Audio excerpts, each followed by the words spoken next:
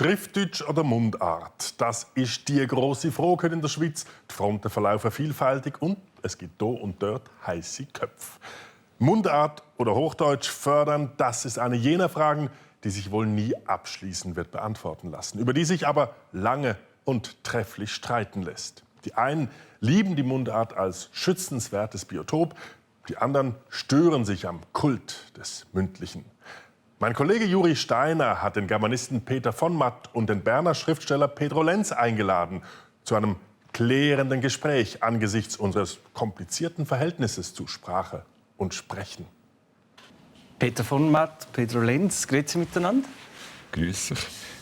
Wäre es vorstellbar, diese Sendung auf Mundart zu halten? Darf ich vielleicht Sie zuerst fragen, Herr von Matt, als graue Eminenz der Schweizer Germanisten? Ja, natürlich wäre das möglich. Es wäre auch spontan natürlich angenehm, weil das ist sozusagen die behagliche Form der Verständigung in der Schweiz. Ich könnte mir allerdings vorstellen, dass wir in Zusammenhänge kommen im Gespräch, wo es dann wieder einfacher ist, wenn wir es Hochdeutsch probieren. Und für Sie, Herr Lenz? Ja, mir fiel es bestimmt leichter, Mundart zu reden. Und wenn wir zusammensitzen in der Garderobe vorhin oder so, dann überlegen wir uns das ja gar nicht. Aber klar, es gibt immer Situationen in der Schweiz, wo sich die Frage stellt, was ist opportun? Eine Situation ist zum Beispiel ein Fernsehgespräch. Aber es ist ja eben nicht nur jetzt unsere spezielle Situation, sondern man merkt, die Schweiz, die Deutschschweiz steckt in einer sogenannten Mundart-Debatte. Es ist ein sehr sensibles Thema. Man merkt das auch, wie Sie, Herr von Matt, wenn Sie sich dazu äußern, hagelt es dann Leserbrief und Repliken. Es polarisiert auch dieses Thema. Und zu dieser Polarisierung haben wir eine kleine Situationsanalyse vorbereitet.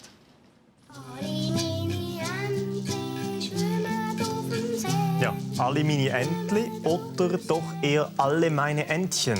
Oder anders gefragt, wie soll das Kind in den Schweizer Kindergärten singen? Monatelang beherrschte die Mundart-Debatte die Medien in der Deutschschweiz.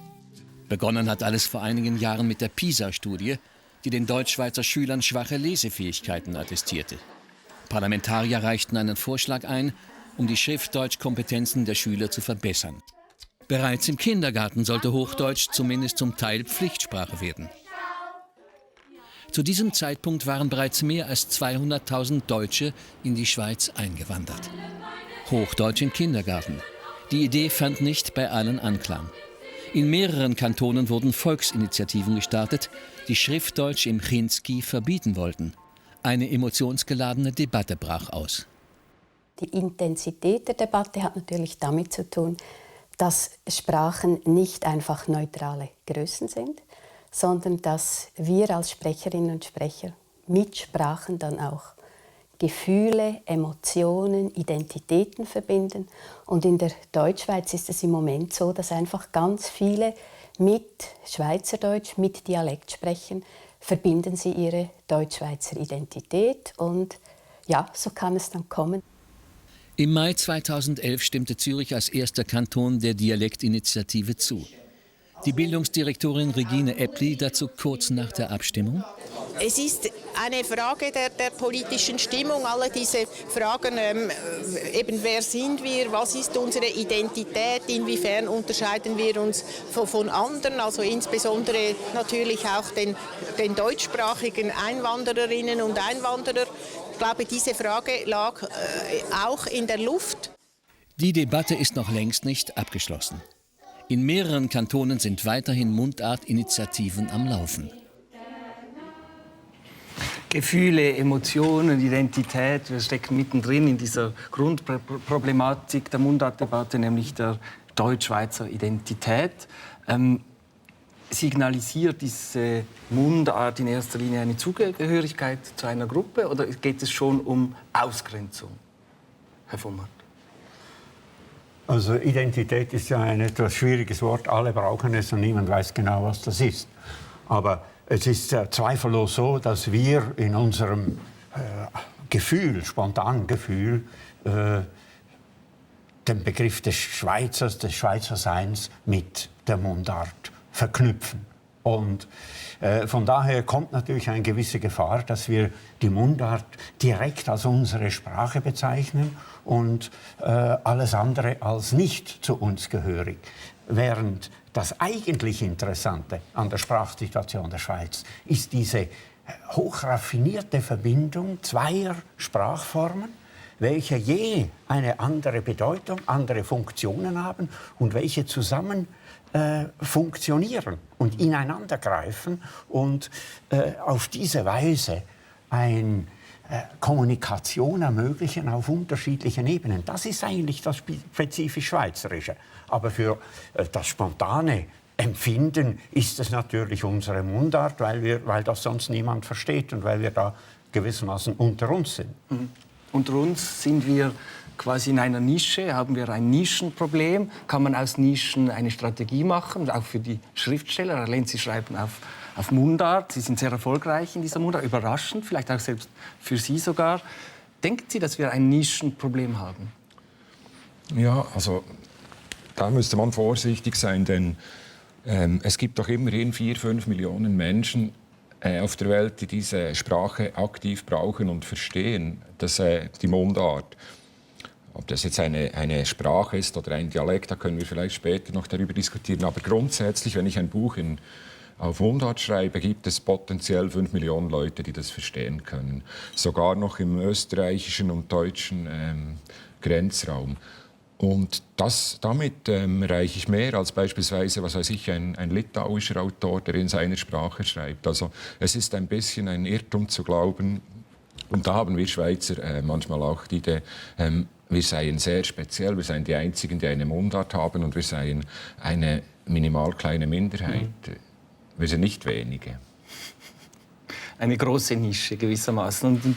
Aber bei uns, das ist eine politische Debatte, wir haben es gesehen, eine heiße politische Debatte. In der Bundesverfassung der Schweizerischen Eidgenossenschaft steht nicht von Mundart, oder? Das heißt, die Sprachfreiheit ist garantiert und dass die Landessprachen Deutsch, Französisch, Italienisch und Rätoromanisch seien. Ging da die Mundart einfach vergessen? Nein, Deutsch heißt einfach Deutsch. Und Deutsch in der Schweiz besteht aus 2 Formen des Deutschen. Das eine ist das Schweizer Hochdeutsch, das zum Teil sehr viele eigene Eigenschaften hat, und das andere ist nicht die Mundart. Es gibt ja auch die Mundart nicht in der Schweiz, sondern es gibt nur das ganze Spektrum der verschiedenen Mundarten. Und das zusammen ist das Deutsche in der Schweiz. Und die haben unterschiedliche Funktionen. Das eine wird geschrieben, das andere wird gesprochen. Das, was mehrheitlich nur gesprochen wird, wird aber in Einzelfällen auch wieder geschrieben, zum Beispiel in der Mundartliteratur, wo wir ja den Vertreter hier haben. Aber Deutsch heißt, und da nehme ich die Bundesverfassung, die ja Hochdeutsch geschrieben ist, wie die Landeshymne auch übrigens, nehme ich die beim Wort. Die Landessprache ist Deutsch, neben Französisch, Italienisch und Rätoromanisch. Und Deutsch heißt demnach die 2 Formen. Da ist die Mundart dabei. Gut, dann hätten wir es ja schon geklärt und könnten aufhören zu sprechen miteinander. Wenn man Regina Eppli zuhört, sagt man, es geht beim Deutschen ja doch noch um etwas anderes auch. Es geht um unser Verhältnis zu diesen 200.000 deutschen Einwanderern, die bei uns sind, und um dieses vielleicht Unwohlsein gegenüber dieser Sprachgewalt, Sprachkompetenz der deutschen Einwanderer. Wie sehen Sie das? Also wenn ich Regina Eppli zuhöre, dann fällt mir ja noch was anderes auf. Dann fällt mir auf, dass sie unwohl ist im Reden. Und dann frage ich mich ganz spontan, warum kann eine Regierungsrätin, die etwas sagen muss, das nicht einfach direkt raus auf Mundart sagen? Warum muss sie sich quasi ins Korsett einer Sprache begeben, die sie zwar kann, die aber nicht so geölt über die Lippen kommt? Und das ist mein Plädoyer für die Mundart. Ich will das nicht politisch verstanden wissen, sondern einfach rein menschlich. Wenn ich hier sitze und Hochdeutsch rede, dann mache ich das. Ich mache das auch gern. Ich habe überhaupt keine negativen Gefühle dem Hochdeutschen gegenüber. Aber ich muss mich viel mehr anstrengen und ich muss die Wörter länger suchen. Und das hat einfach damit zu tun, dass es ich sage jetzt mal einfach, meine zweite Sprache ist oder meine geschriebene Sprache. Und da wehre ich mich dagegen, dass man, wenn man als Schweizer Schweizerdeutsch spricht, dann sofort irgendwie in die rechtsnationale Ecke gedrückt wird. Oder ich mache keine Ideologie daraus. Ich sage nur, wenn ich rede, und wir hören das jetzt bei Frau Eppli, oder wir hören das, wenn unsere Bundesräte in Deutschland reden, die wirken hölzern. Und es gibt keinen Grund, warum wir uns so hinstellen müssen als die Bauern oder als die Deppen, die nicht intellektuell reden können.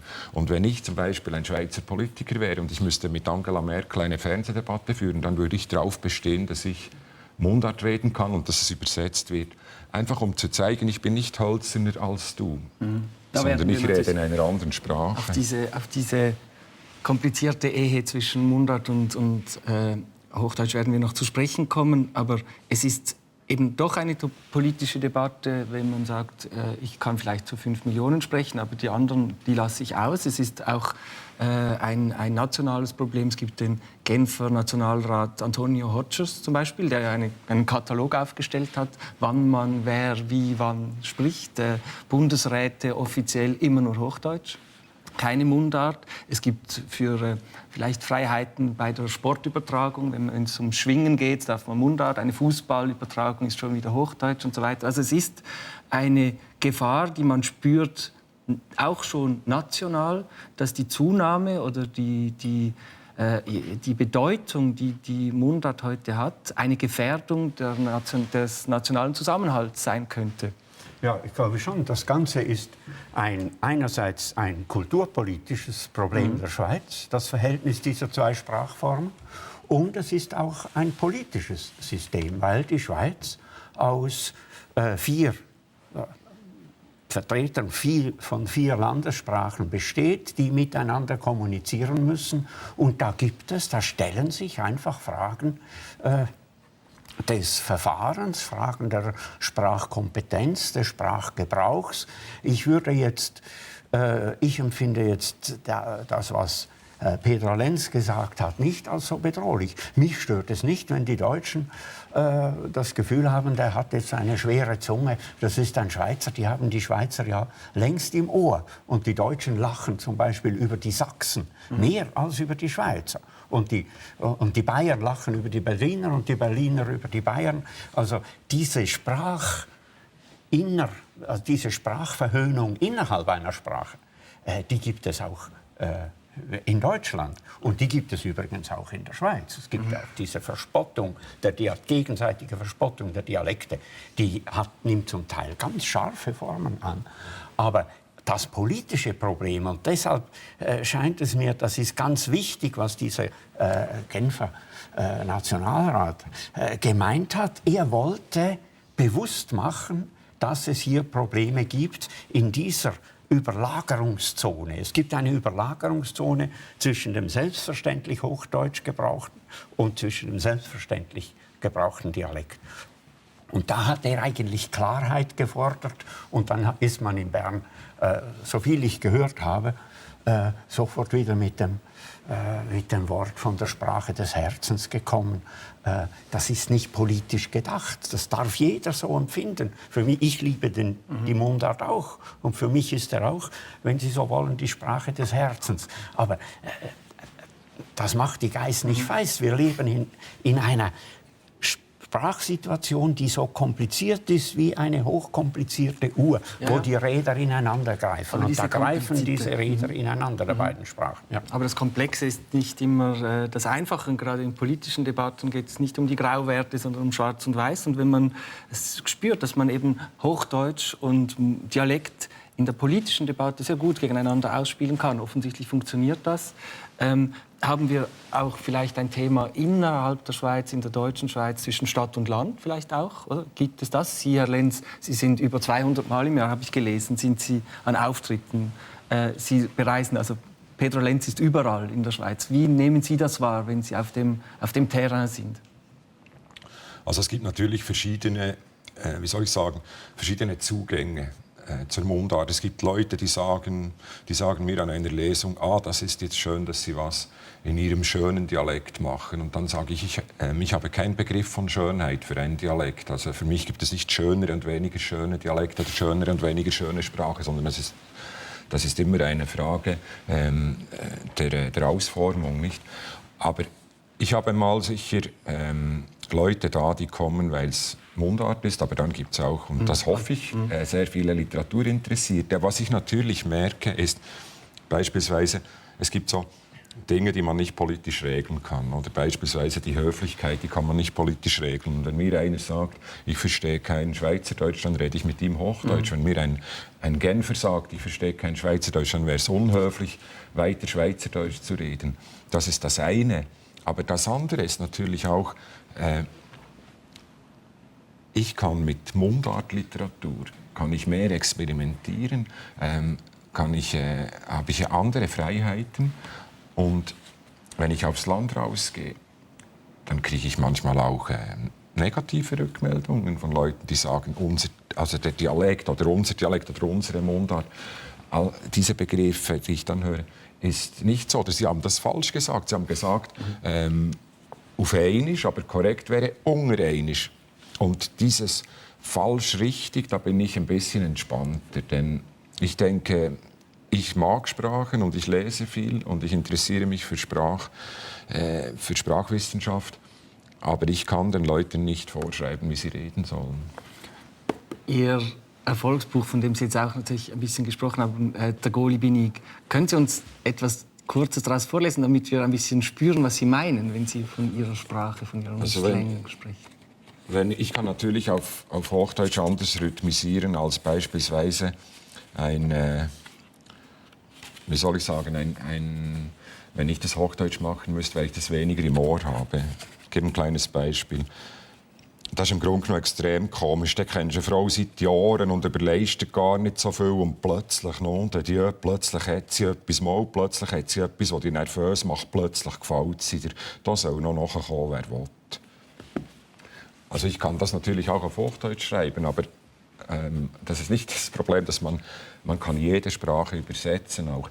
Aber ich habe da Stimmen im Ohr, wenn ich das schreibe. Und jede Sprache hat ja ein bisschen eine Melodie, einen Sound. Und den versuche ich dann nachzubilden. Das ist ein künstlicher Prozess. Ich sage nicht, dass das natürlicher ist. Oder?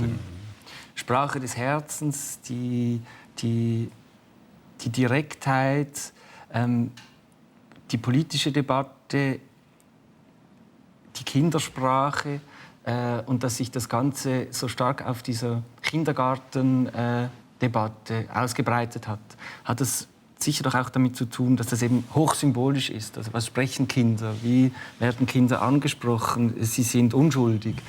Ihre Identität wird noch gebildet. Ist das eine Debatte, die einer Schweizer Tradition irgendwie so entgegenläuft, dass man sagt, es geht quasi Mundart, war immer so etwas, was mit Mentalität zu tun hat, und plötzlich ist es Ideologie und eben politisch. Ja, also grundsätzlich ist es so, dass wir in der Schweiz in den ersten 20 Jahren in diese zwei Sprachformen hineinwachsen. Wir lernen beide, wobei wir das Hochdeutsche natürlich normiert lernen müssen. Und die Mundart ist nicht normiert.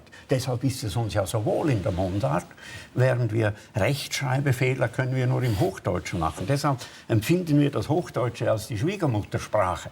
Aber das ist seit 2500 Jahren kann die Menschheit schreiben.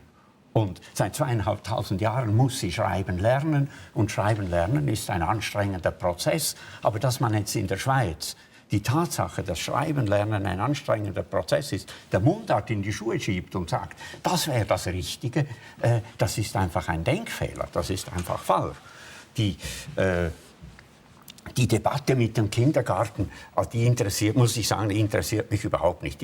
Ich hatte einen so grauenhaften Kindergarten. Es war so langweilig, so unsäglich langweilig. Von mir aus können Sie im Kindergarten Kiswahili reden, wenn Sie wollen. Aber die Kinder sollen es lustig haben und die Kinder sollen lernen, wie sie miteinander auskommen. Wenn die mal lernen, wie sie miteinander auskommen, dann lernen sie auch, wie sie miteinander reden müssen. Und diese ganze Debatte, wann das Hochdeutsche anfängt und wie lange der Dialekt und unbedingt nur Dialekt und was auch immer, ich finde, das ist völlig daneben. Das ist etwas für die Didaktiker und für die Erzieher und die Pädagogen, die erfinden alle 10 Jahre neue Grundmodelle und dann müssen alle Schulbücher umgeschrieben werden. Aber das interessiert mich selber überhaupt nicht. Aber Herr Vonmott, ich glaube ja nicht, dass die Debatte oder das Problem ist, dass die Leute sagen, Hochdeutsch ist schwierig, also das braucht viel Anstrengung, also sollen Sie doch Mundart schreiben, das ist einfacher. Sondern ich glaube, das Problem ist eher, dass wegen dieser unsäglichen PISA-Studie die Behauptung im Raum steht, wir könnten zu wenig oder wir seien nicht sprachkompetent genug oder weniger sprachkompetent als unsere Nachbarn und schuld daran sei die Mundart. Und da fängt es an, dass man die beiden Formen gegeneinander auszuspielen beginnt. Und ich bin der Überzeugung, Kindergarten, da könnte ich das unterschreiben, was Sie gesagt haben, aber ich bin der Überzeugung, dass es ganz bestimmt nicht förderlich ist, wenn man den Kindern sagt, du sprichst falsch. Ich habe das erlebt bei Schulbesuchen. Es ist furchtbar schwierig, eine Schulklasse von 14-jährigen Pubertierenden, die zu motivieren, dass sie Fragen stellen. Und dann mache ich eine Lesung, dann kommt einer mit einer Frage, schüchtern, aber durchdachte Frage. Und er hat endlich den Mut gefasst und der Lehrer ruft von hinten, Hochdeutsch, wir sind im Deutschunterricht. Und dann sagt er wieder ein, weil er wieder eins auf den Deckel gekriegt hat. Und das führt nicht zu mehr Freude an der Sprache. Ich plädiere für mehr Leichtigkeit, mehr spielerischen Umgang. Und nicht, ich finde das auch unsäglich, dass man das politisch dann mit Abstimmungen regelt und so. Ich hatte doch als 6-Jähriger furchtbar Freude, wenn uns die Lehrerin ein hochdeutsches Gedicht vorgesagt hat. Warum? Weil man dann plötzlich merkt als Kleiner, hey, ich kann mit den Sprachen spielen, ich kann hin und her wechseln und so weiter. Bei Ihnen kam aber noch das Spanisch hinzu, oder? Eine dritte Muttersprache. Ja, also Spanisch war eigentlich die erste Sprache, in der ich reden gelernt habe. Und dann relativ rasch, weil ich in der Schweiz aufgewachsen bin, relativ rasch kamen diese beiden deutschen Formen dazu.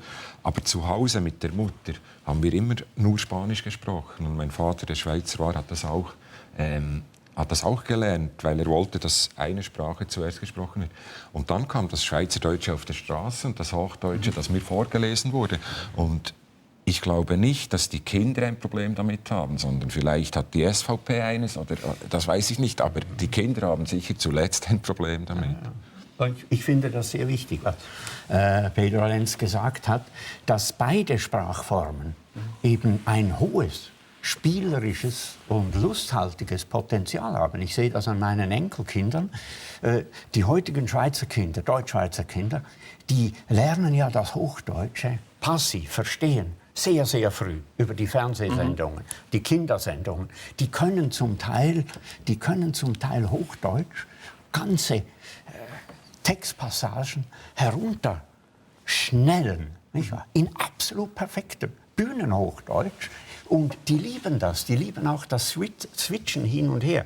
Und dieser spielerische, fröhliche Umgang mit den Sprachformen, das finde ich etwas sehr Wichtiges. Denn das vertreibt dann auch später die Vorstellung, man sei irgendwie handicapiert als Schweizer, wenn man Hochdeutsch spricht oder wenn man sich mit dem Hochdeutschen beschäftigt. Ich bin überzeugt, noch nie in der Geschichte haben die Deutschschweizer Hochdeutsch so perfekt verstanden wie heute. Und zwar in allen deutschen Varianten, vom Hamburgischen bis zum Wienerischen, weil sie ja immer den Tatort schauen und alle diese verschiedenen, sie hören das Sächsische beim Leipziger Tatort und so weiter. Die kennen das und die schauen das auch gern, aber da kommt wieder ein Pferdefuß herein, weil man jetzt so gut weiß, wie diese Deutschen reden, bis in die letzte Geschliffenheit hinein, empfindet man sich selber als schwerfälliger, als man tatsächlich ist. Denn wenn ich mit Deutschen rede, dann verstehen die einem einfach und man spricht miteinander und dann ist das weg. Aber ich glaube, es gibt beides. Oder einerseits haben wir dadurch, dass wir Dialekt reden und dass wir auch so viel Mobilität haben und überhaupt gegenseitig Dialekte hören. Denn vor 100 Jahren hat vielleicht ein Nidwaldner nie gehört, wie ein Walliser spricht, außer vielleicht einmal in seinem Leben. Und wir hören das ja auch ständig. Dadurch haben wir diese Kompetenz, verschiedene Sprachen gut zu unterscheiden. Wenn ich in Schottland ein Wort ein bisschen falsch betone beim Taxifahrer, dann versteht er mich nicht mehr. Und wir mit so vielen Ausländern hier, die gebrochen Deutsch reden, wir haben die Fähigkeit, ganz viele Varianten des Deutschen zu verstehen oder kreativ zu ergänzen, die Fehler auszubügeln im Ohr. Und das sollte man vielleicht ein bisschen mehr in den Vordergrund heben und nicht ständig von den Defiziten reden. Ja. Aber ich habe natürlich schon ein bisschen eine Behinderung, nicht eine große, aber eine leichte Behinderung beim freien Reden. Gut, aber damit hätten wir jetzt quasi mal unser Verhältnis zum Hochdeutschen ein bisschen harmonisiert.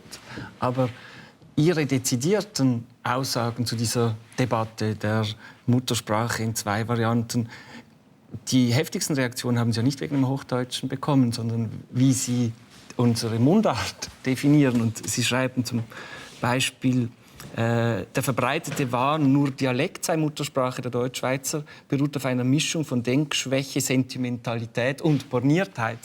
Und da haben Sie natürlich Reaktionen provoziert. Ja, verstehen Sie das? Ja, natürlich. Ich meine, das war dieser Text im Tagesanzeiger, das war ein Ausschnitt aus einem 3-mal so langen Artikel, der am Anfang sehr munter und vergnügt das Schweizer Hochdeutsch charakterisiert hat und die Schwierigkeiten im Umgang mit dem Schweizer Hochdeutsch und dem deutschen Hochdeutsch dargestellt hat, dass das eine eigene Sprache ist, das Schweizer Hochdeutsch. Hochdeutsch ist nicht die Sprache der Deutschen, das ist unsere Sprache auch. Hat das dargestellt und am Schluss habe ich dann, das war ein Text für einen Verlag, für den Verlagsalmanach des Diogenes Verlags.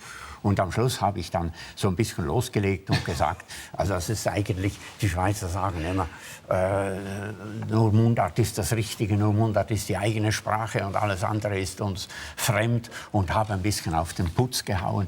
Und dann hat die Zeitung gesagt, ob sie diesen polemischen Schwanz des Artikels abdrucken dürfe, und ich habe weiter darüber nicht nachgedacht, und die haben das abgedruckt, haben mir einen ganz bösen Titel reingesetzt, der nicht von mir stammte, der auch nicht meine Meinung ausdrückte, und dann ist das losgegangen. Aber das Phänomen dieses Proteststurms, das ist natürlich interessant. Ich meine, warum werden die Leute denn so wütend? Man nimmt ihnen ja nichts weg, aber es scheint hier ein diffuses Problem zu bestehen. Und ich vermute, das Problem besteht eben darin, dass man sich der Überzeugung ist, die richtige, die wahre Sprache, meine richtige und wahre Sprache ist meine Mundart, und alles andere wird mir befohlen und aufgeschnallt wie dem Ross der Sack, den es tragen muss. Und dadurch kommt diese Animosität herein, statt dass man sieht, dass das eine unglaubliche Chance ist, eine Sprache zu haben in der Mundart, die man nicht schreiben muss, die man schreiben kann, wie man will, wo es keine Regeln gibt, wo man nicht gedrillt werden muss. Und daneben die andere, wo man zwar gedrillt wird, aber wo man dann den Zugang hat, Teilhaber ist einer der großen Kultursprachen der ganzen Welt. Das ist eine unglaubliche Chance. Und wenn man daraus jetzt sozusagen ein Handicap konstruiert, dann ist das irgendwie falsch gedacht. Ich respektiere diese Empfindungen, aber ich glaube, die sind irgendwie falsch gedacht. Ich habe eben den Eindruck, dass diese Anonymitäten oder dieses Handicap oder dieser Gedanke, nur die Mundart ist meine richtige Sprache, das ist eine Trotzreaktion auf ganz vieles, das natürlich auf einen einprallt, wenn man Schweizer ist, Deutschschweizer ist. Was man nicht vergessen darf, zum Beispiel dieser Nationalrat Hochdeutsch, den ich sehr schätze, der übrigens auch ein Spanisch Muttersprache ist, dann ist ein Auslandschweizer, der kommt natürlich auch quasi mit der Forderung, hey, ihr sprecht falsch. Oder? Und diese Idee, oder wenn man einem Kind sagt, hey, du sprichst falsch, diese Idee, die einzigen in Europa, die sich entschuldigen für ihre Muttersprache, sind wir. Die sich entschuldigen, bei jedem Deutschen, entschuldige, ich kann nicht so gut Hochdeutsch, die von Westschweizern kritisiert werden, weil sie nicht sofort mit ihnen Hochdeutsch reden. Das sind wir. Und das Problem zum Beispiel, wenn es jetzt um die Verständigung innerhalb der Schweiz ginge, die sagen, ja, ihr seid unhöflich, ihr seid rüppelhaft, ihr redet nicht gut Hochdeutsch mit den Welschen, die endlich mal Deutsch gelernt haben und dann nach Zürich kommen und das nicht verstehen, dann sage ich, da liegt das Problem weniger. Das Problem liegt darin, dass wir, aber das ist dann wieder ein anderes Thema, dass wir heute alle früh Englisch lernen wollen oder den Schulen aufzwingen wollen, statt sich bewusst zu werden, dass wir uns gegenseitig die Landessprachen beibringen sollten. Das wäre viel wertvoller. Aber hier sind ja die Schriftsteller immer so gute Grenzgänger, Doppelspione in dieser Beziehung zwischen der Mundart und dem Hochdeutsch. Und Sie beschreiben das ja in vielen Aufsätzen sehr, sehr schön, wie ich weiß nicht, der Gotthelf, der wirklich sein Berndeutsch in die deutsche Literatur hineingehämmert hat. Und das geht ja dann so weit, dass vielleicht deutsche Leser in Deutschland manchmal meinen, sie lesen schon Mundart, wenn sie Deutschschweizer Schriftsteller in Deutsch lesen. Es gibt diese Spiele auch, dass man sich freut. Dürrenmatt, sicher eines der besten Beispiele. Es gibt eine Anekdote von ihm, wo er offensichtlich einen Vortrag gehalten hat auf Hochdeutsch. Und dann hat ein Zuhörer aus dem Publikum hat geschrien, Hochdeutsch bitte, weil das war so durch die Mundart gefärbt. Und dann habe Dürrenmatt einfach gesagt, ich kann nicht höher. Und da sind wir jetzt quasi nicht mehr in einer politischen Debatte, sondern in einer kulturellen. Und das Wohlbefinden in diesem Hochdeutsch hängt von der Kultur ab auch. Also an diesen Leitfiguren, die uns zeigen, dass man mit dieser Sprache auch glücklich werden kann. Ja, natürlich. Und Dürrenmatt hat ja eigentlich kaum je ein Wort im Dialekt geschrieben. Aber seine ganze Leidenschaft war, dass die literarische Sprache, die hochdeutsche Sprache auf dem höchsten möglichen Niveau, die allen anderen eben gleichkommt. Der hat gelegentlich einen dialektalen Einschub. Im ersten Kriminalroman kommen mal zwei Besoffene und singen, der Müller ihre Mann ist tot, der Müller jetzt sie hat, Müller hat den Knecht gerotet, Müller jetzt sie hat. Da kommen diese Einschübe. Aber daneben geht es dann im Hochdeutschen, in der deutschen Literatursprache, die zu den führenden Kultursprachen der Welt gehört, eben weiter. Und durch das Hochdeutsche haben wir eine Literatur, die gleichzieht mit der Literatur Österreichs und Deutschlands. Es ist jetzt ein Verzeichnis herausgekommen über den Verkauf der die meistverkauften Reklambücher seit dem Krieg. Und Reklam ist der meistverkaufte Taschenbuchverlag. Das meistverkaufte ist Wilhelm Tell von Schiller, war ein halb schweizerisches Werk eigentlich. Das zweite der Faust von Goethe. Das dritte eine Erzählung von Gottfried Keller. Also die Literatur der Schweiz gehört ganz zentral zur deutschen Literatur. Deutsche Literatur ist nicht die Literatur der Deutschen, sondern der Leute, die deutsche Sprache reden wie wir. Und die Dialektliteratur der Schweiz, wie Pedro Lenz schreibt, zum Teil schreibt, er hat ja auch anderes geschrieben, die gehört auch dazu, weil es auch in der ganzen deutschen Sprachlandschaft große und großartige Texte im regionalen Dialekt gibt. Also diese beiden Formen gibt es überall.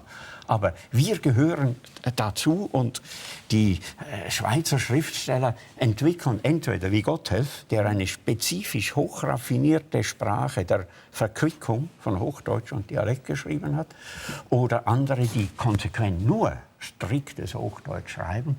Aber das sind verschiedene Formen, aber das ist dann alles Teil des gewaltigen, künstlerisch gewaltigen Kosmos, den wir deutsche Literatur nennen. Gotthelf hat eine oder zwei kleine Geschichten, ganz winzige Texte, nur im Dialekt geschrieben. Und ein Gedicht, das einzige Gedicht, das ich von Gotthelf kenne, ist im Dialekt. Das ist ein Frauenliedchen, ich weiß nicht, das kennt niemand. Das ist ein wunderbares Gedicht. Mein Mann ist mir in die Haare gefallen, habe ihn gelunken, hat ihn nicht am Bart verwünscht, hat ihn nicht ein bisschen runtergedrückt, so wäre er nicht vertrunken.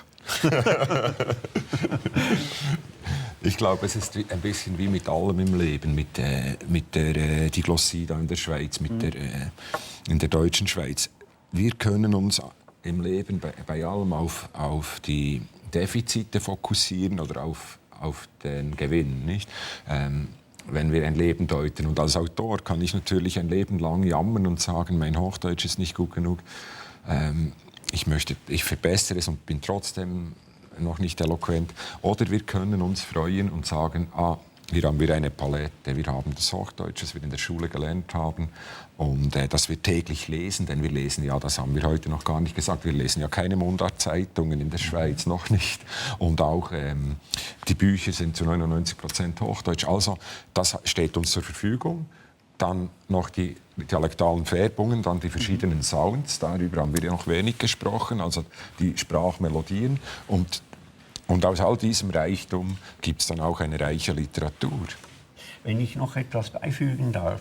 Man darf ja nicht meinen, dass die Schweizer schlechteres Deutsch schreiben als die Deutschen. Sagen Sie nicht in einem Ihrer Aufsätze, dass Sie bei den Dialogen Probleme haben? Ja, es gibt Bereiche, wo es schwieriger ist. Aber jetzt, ich meine jetzt nicht in der Literatur, sondern auch sonst. Ich habe ja mein Leben lang an der Universität unterrichtet. Ich habe immer Arbeiten korrigiert und besprochen mit den Studierenden. Und es gab immer auch viele Deutsche, die in Zürich studiert haben. Und die Seminararbeiten der Deutschen, die waren nicht besser geschrieben, in einem besseren Deutsch, nicht einmal in einem fehlerloseren.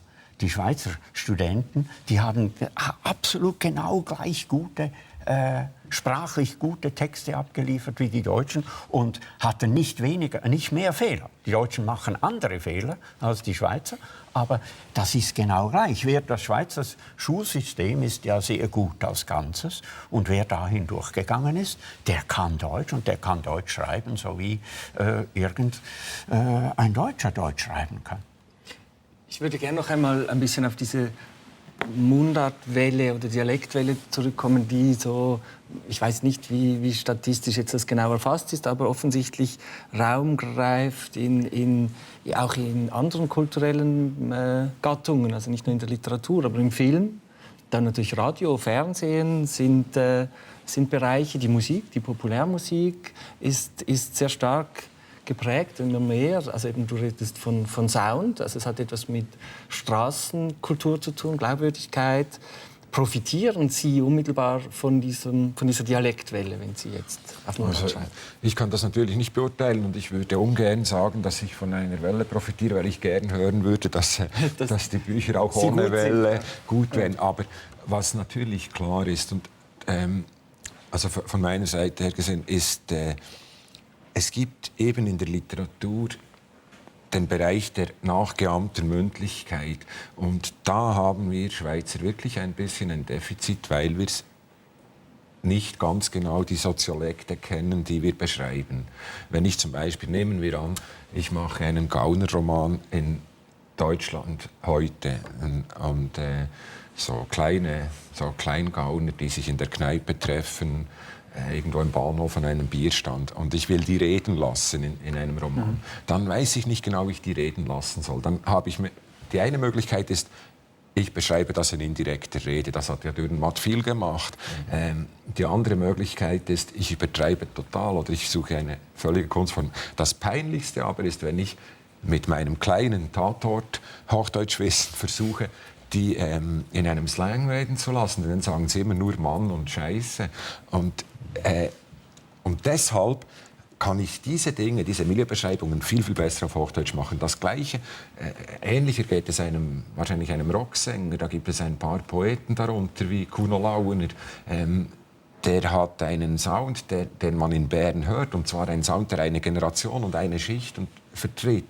Und dafür ist die Mundart sehr geeignet. Und im Film ist es halt das Gleiche. Wir haben Schweizer Filme, da geht es irgendwie um Bauern, die im Stall einem Verdingbuben eine runterhauen. Und wie wollen wir das auf Hochdeutsch machen? Wir wissen, wenn wir die Kenntnisse nicht haben, wie Bauern in Deutschland ihre Kinder schlagen, in welcher Sprache die das machen, dann bietet es sich an, das in Mundart zu machen. Aber es war Aber da muss man natürlich jetzt wieder... Das stimmt. Ich meine, das ist das große das Dauerproblem der Schweizer Schriftsteller, die Hochdeutsch schreiben, dass ihre Umgangssprache Mundart ist und dass sie keine selbstverständliche Umgangssprache für ihre Texte zur Verfügung haben. Sie müssen sie eigentlich künstlich herstellen. Das ist aber ein Challenge, der sogar zu künstlerisch raffinierteren Formen führen kann. Mundart allein rettet die Sache nicht. Ein großer Teil der Schweizer Filme, die Mundart sind und zu Recht Mundart sind, wieso soll es nicht Schweizer Mundartfilme geben, die sind aber da sind die Dialoge so miserabel, so trostlos.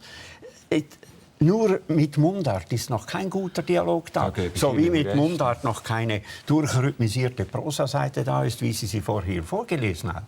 Die eigentliche künstlerische Arbeit, die ist auch bei der Mundart erfordert. Und das ist die Verblendung, die viele auch Filmemacher oder andere haben, die mit Mundart umgehen, dass sie denken, Mundart ist allein schon da, Mundart kann jeder, Mundart ist kein Gegenstand der Gestaltung, sondern das kommt einfach so. Und dann kommen diese trostlosen Dialoge heraus, die dann die ganzen Filme zum Teil kaputt machen. Ja, also ich meine jetzt nicht den Verdingbug. Der Verdingbug, der hat mich also überrascht durch die Präzision, mit der dort Mundart gesetzt war. Das ist eine große künstlerische Leistung. Aber es gibt andere, die dann so eine Feldwald- und Wiesen-Dialekt mit halbhochdeutschen Formulierungen und Strukturen. Das ist immer die Gefahr, dass die hochdeutschen Syntax Satzstrukturen durchdrücken, die das dann so machen. Also da gäbe es im Bereich der Mundart-Dialoge gäbe es eine Menge zu tun, auch bei unseren Medien. Und das würde dann in letzter Konsequenz heißen, wenn man das gut machen könnte, dass man sich Shakespeare auf Toggenburgisch vorstellen könnte? Ja, das kann man schon machen. Ich sehe nicht ein, warum, weil es gibt gute Übersetzungen und man kann ihn so erfahren und so erleben. Aber wenn jemand das gerne macht, ja, warum nicht? Es ist dann der ganze Shakespeare, der auf sehr verschiedenen Sprachebenen spricht, der zum Teil den hohen Ton hat, also das große Pathos, die großen Reden im hohen Pathos. Das können Sie nicht auf Mundart. Die Mundart ist sehr reich, aber sie hat eine begrenzte Bandbreite. Also doch kein vollständiges literarisches System. Ja, ich glaube, das muss man so sagen. Sie besitzt nicht ein vollständiges literarisches System, aber sie besitzt die Möglichkeit zu absoluten literarischen Spitzenwerken im Dialekt. Und zwar immer dann und immer dort, je näher der betreffende Text der direkten Rede ist. Also das ist sehr bezeichnend, das ist ein ausgezeichnetes Buch von Pedro Lenz, aber es ist ein Buch, ein Roman, der eigentlich eine fortwährende Rede einer bestimmten Figur darstellt. Und diese Figur wird immer komplexer und immer differenzierter, indem ich sie reden höre. Aber andere literarische Verfahren, bei anderen literarischen Verfahren wird das dann rasch relativ schwierig. Aber solange die Dialektliteratur im Umkreis der direkten Rede, der Kolloquialität, der Dialoge bleibt, hat sie natürlich alle Möglichkeiten zu Spitzenwerken der Weltliteratur. Also ich glaube, das Problem ist ein bisschen da, dass uns eine Tradition fehlt. Also es gibt eine kleine Mundart-Tradition, ich sage nicht, dass es keine gibt, aber einfach nicht die gleiche. Oder wir können nicht auf Werke aus dem Mittelalter zurückgreifen oder so.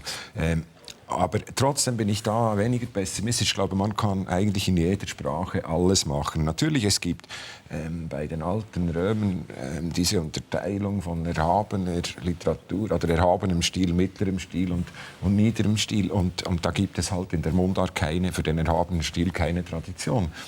Man könnte die künstlich bauen. Warum nicht?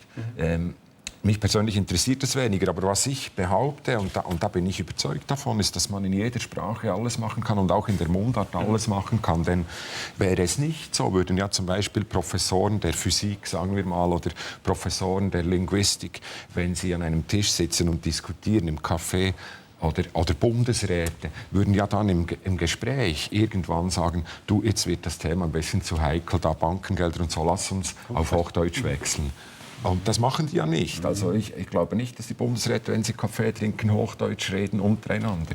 Wenn sie es formulieren müssen für ein Pressekommuniqué, dann ja. Aber also, wir kommen im Dialekt auf alle Höhen, wenn wir das wollen. Ja, aber die Bundesräte, wenn sie zusammen ein Bier trinken, die reden ja dann nicht in der gleichen Sprache, in der sie nun zum Beispiel beim Tod eines bedeutenden Schweizers die Rede halten müssen oder so.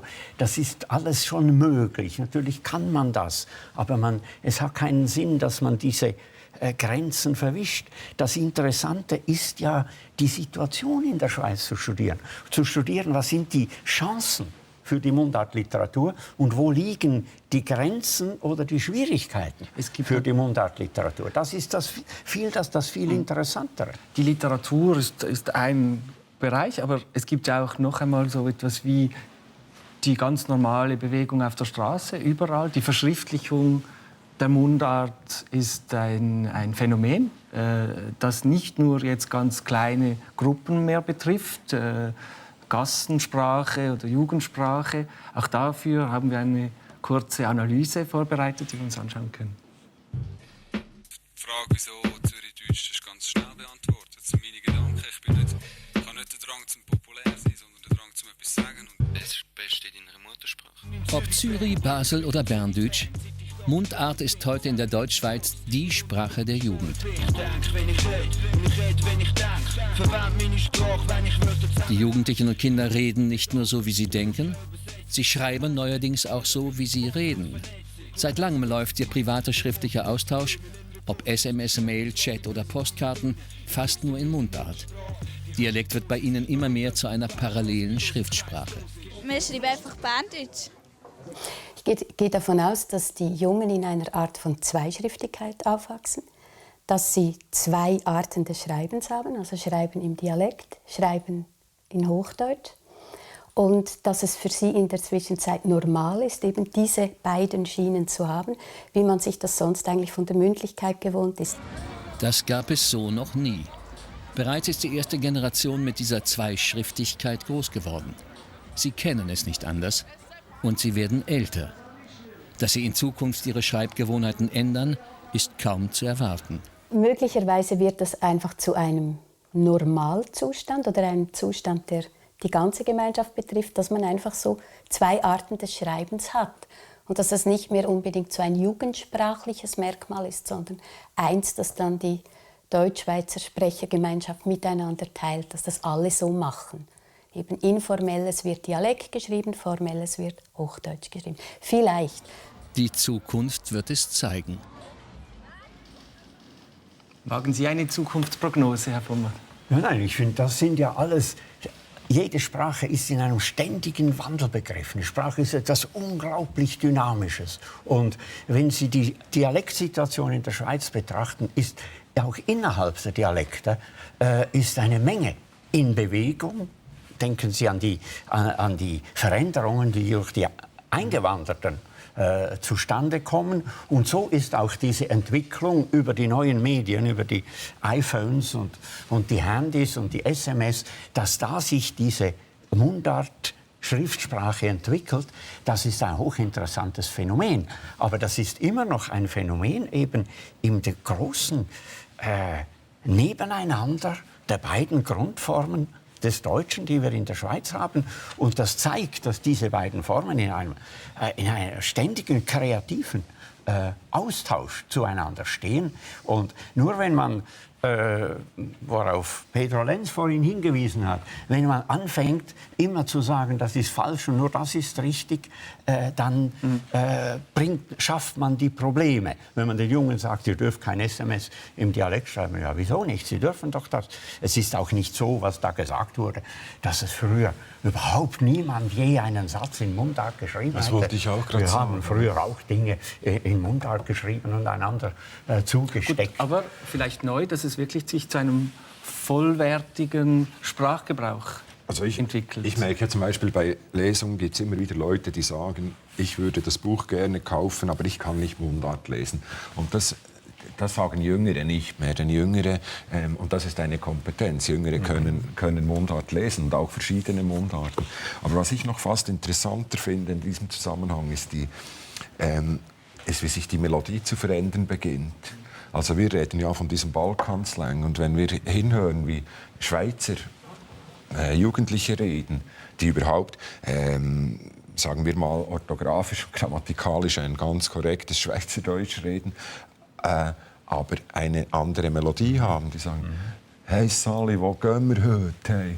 Und diese Melodie entspricht nicht mehr der gewohnten Sprachmelodie. Das gibt dann interessante kreative Möglichkeiten für den Rap beispielsweise. Aber für Sie auch als Performer ist quasi dann doch zwischen Mundart hören, Mundart reden, Mundart schreiben, Mundart lesen, das sind alles ganz verschiedene Paar Schuhe. Ja, es hat zum Beispiel vorhin der Journalist in diesem Beitrag hat einen Satz gesagt, den wir alle selbstverständlich sagen, den ich aber nicht unterschreiben würde. Er hat gesagt, reden, wie man denkt. Also die Jungen schreiben, wie man denkt. Die schreiben dann, wie man denkt. Ja, aber wer sagt denn, dass ich beim Schreiben Schweizerdeutsch denke? Ich denke natürlich nicht immer Schweizerdeutsch. Apropos, ja, Ihr Goalie mit seinem Grosserfolg ist jetzt ganz frisch übersetzt, kongenial von Raphael Urweider, wie der Verlag schreibt, damit jetzt auch ein größerer Markt sich entwickelt, oder weil Sie das Gefühl haben, dass Sie doch an eine Grenze gestoßen sind? Nein, die Übersetzung ist eigentlich deshalb erfolgt, zum einen, weil Urweider ein Freund ist und ein Lyriker, den ich sehr schätze als Lyriker und von dem ich weiß, dass er eine große Musikalität im Ohr hat und in den Händen. Aber eigentlich ist es nicht die Absicht, damit die Welt zu erobern, sondern mir war die Übersetzung aus einem anderen Grund wichtig. Ich wollte denen gegenübertreten, die sagen, ja, dein Buch ist schön, aber das kann man halt nur in in Schweizerdeutsch machen. Und nur weil du das schöne Berndeutsch schreibst. Und ich konnte das nicht mehr hören, weil ich dachte, ich hab da viel gearbeitet dran. Und ich wehre mich dagegen, dass ein Buch nur schön ist, weil es in einer bestimmten Sprache geschrieben ist. Und mit diesen Übersetzungen kann ich vielleicht, es gibt ja noch eine auf Italienisch, Sie machen eine auf Französisch, Pro Helvetia. Die spanische machen Sie selber? Dann? Ja, wer weiß, aber Pro Helvetia hilft ja da auch. Und vielleicht auch mal zeigen, und im Tessin hat das jetzt wunderbar geklappt, sogar bis nach Italien, dass die Leute die Geschichte und den Ton schätzen, unabhängig davon, ob sie das schöne Berndeutsch klingen lässt.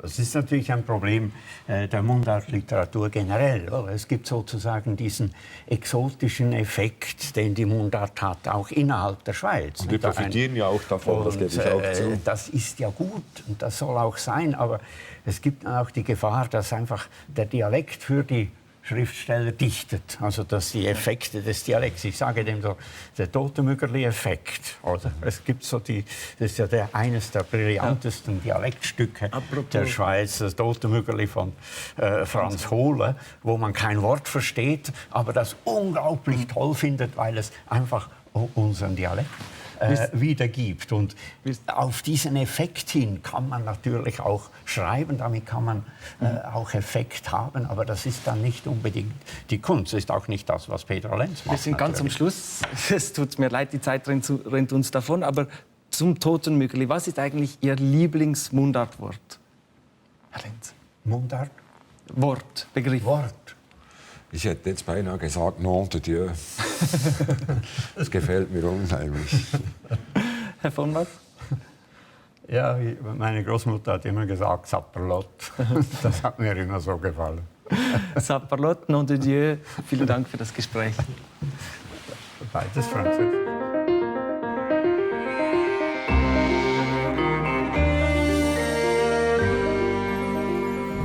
Dieses Gespräch finden Sie, wenn Sie wollen, jederzeit bei uns auf der Website. Oder aber Sie bestellen die DVD bei bekannter Adresse. Schweizer Radio und Fernsehen, Redaktion Sternstunden 8052 Zürich. Ihre E-Mail erreicht uns unter sternkopien@srf.ch. Heute in einer Woche erinnern wir an Fukushima. In Religion, in Philosophie und in der Kunst. In der Sternstunde Philosophie spricht Barbara Bleisch mit dem Risikoforscher Gerd Gigerenzer und der Ethikerin Kirsten Meyer über das Leben und Erleben in unsicheren Zeiten. Risiko, das also unser Thema. Riskant war auch, was der Held unseres folgenden Filmes getan hat. Riskant, aber es hat sich unbedingt gelohnt. Eine Reise in den Westen Usbekistans, hier am Rande der ehemaligen Sowjetunion, hat Igor Sawizki verbotene Kunst gesammelt. Jahrzehntelang. Ein Film über ein einzigartiges Museum.